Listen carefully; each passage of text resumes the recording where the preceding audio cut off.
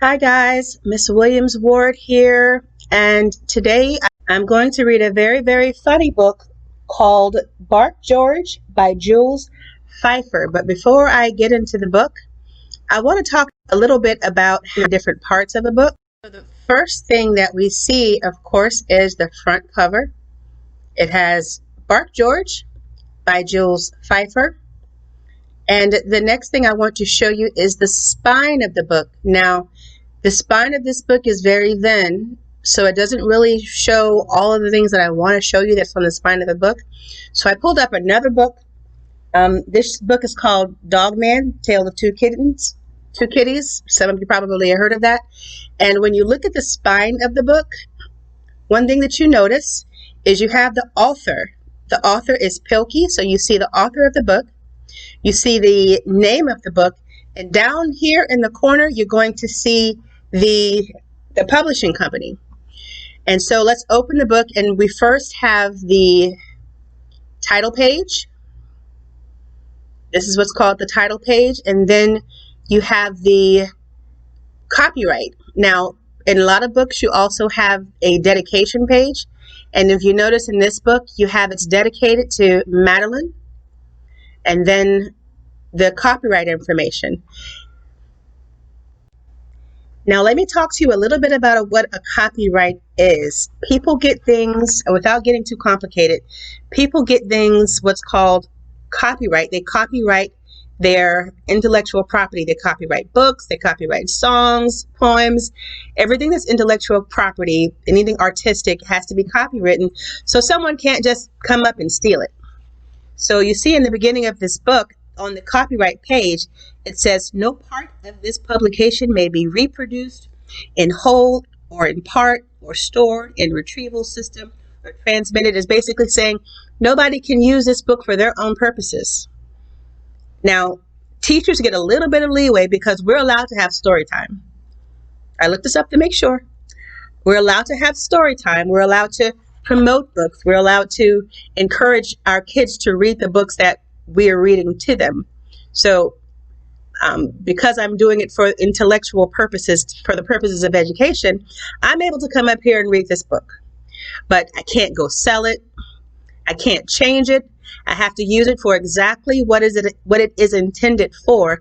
And hopefully you guys are going to go out and find more books by Jules Feiffer, and you'll be really entertained, and it'll actually bring just more attention to reading and attention to this particular author. That's my plan. That's my hope. That's why I'm able to do this. But because things are copywritten, you can't just take someone's property and do what you want to do with it. Okay?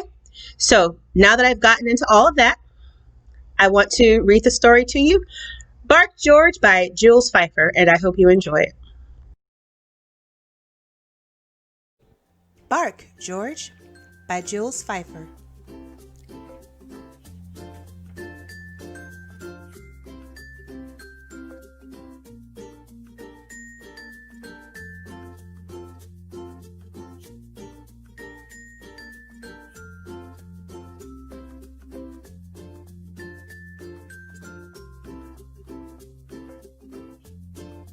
George's mother said, "Bark, George." George went, "Meow." "No, George," said George's mother.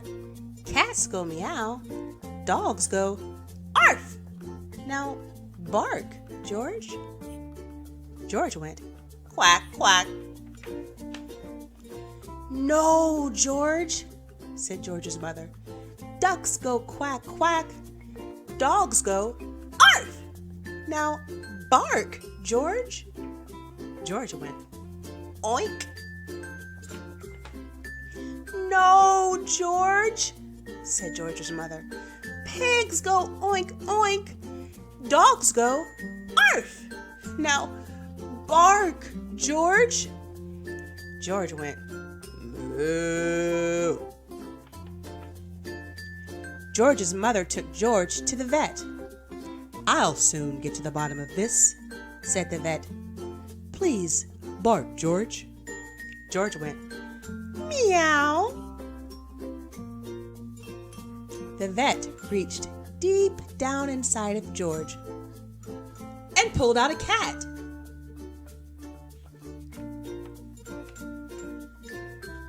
Bark again, George. George went quack, quack.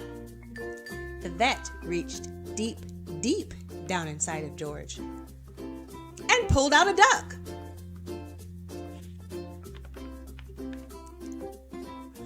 Bark again, George.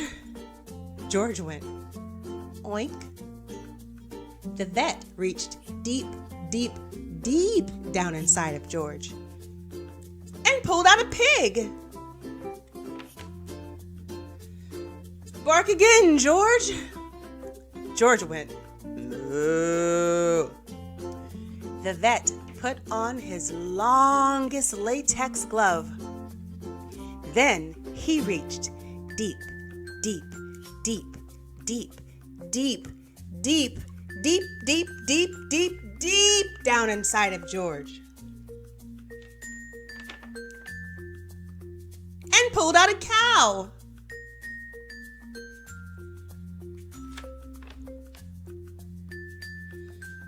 Bark again, George.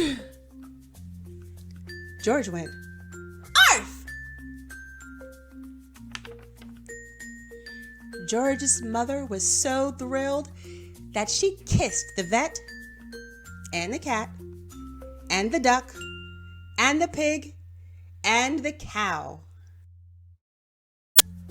On the way home, she wanted to show George off to everyone on the street. So she said, "Bark, George." And George went, "Hello."